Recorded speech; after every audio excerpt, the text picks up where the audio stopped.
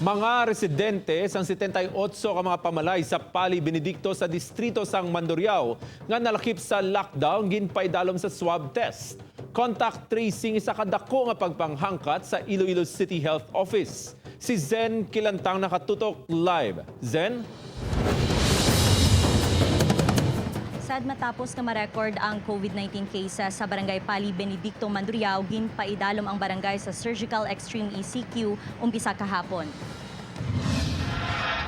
Malapit 300 ka mga residente sang Zone 4 kag Zone 5 sang Barangay Pali Benedicto, Mandurriao ang ginpaidalom sa swab testing. Ginpasulabi ang mga kabataan kag mga tigulang nga kuhaan sang swab samples kaina sang aga. Pinaagi sa Executive Order ni Mayor Jerry Triñas, ginpaidalom ang barangay sa Surgical Extreme Enhanced Community Quarantine umpisa kahapon. 78 tanan ka mga panimalayang apektado. Una nga nagpositibo sa COVID-19 ang 50 anyos nga lalaki kag sang gintest nagpositibo man ang napulo sini ka mga himata. Sunod sa City Health Office dako nga pagpanghangkat ang contact tracing. Gani para maproteheran man ang mga staff sang CHO, ginatawgan na lang nila ang mga close contacts agud makakuha sang impormasyon. Apang kun kaisa wala nagakooperar ang mga tao. Kung pwede lang, make it through phone.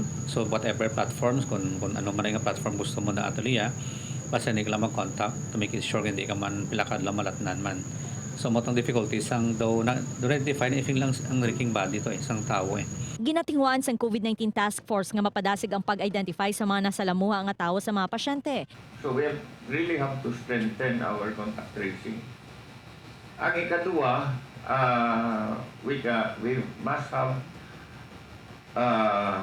the results of the test immediately out. Plano sang PS team o nga pasaraduhan man ang pila ka kanto kag dalan sang barangay agud wala may malutsan ng mga tao. May siradaan kita nga mga road, although malayo di siya sa main road, pero siradaan naton dito to make sure nga ang tao nga nagasulod kag wa makontrol naton until such time nga matapos naton ang mass testing sa area.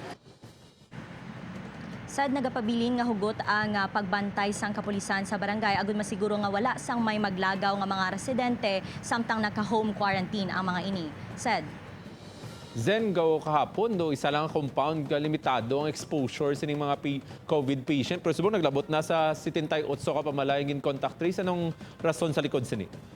Sad sunod sa City Health Office, ginwiden nila ang contact tracing bangod may exposure ang 50 anyos nga lalaki nga una nga nagpositibo sa iban pang residente dira sa Maya Zone 4. Gani ang ginkuhaan na lang sang swab samples ang iban pang mga residente.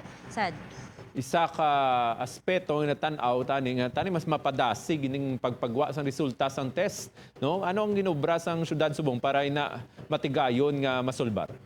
Sad nag-apela na ang Iloilo City Government sa Department of Health kag sa Qualimed Hospital agud mapadasig ang pagproseso kag marilis gilayon ang resulta sang RT-PCR test sa mga residente kag hindi na maglawig pa ang Surgical Extreme ECQ sa barangay. Sad Madamo ka salamat, Zen Kilantang.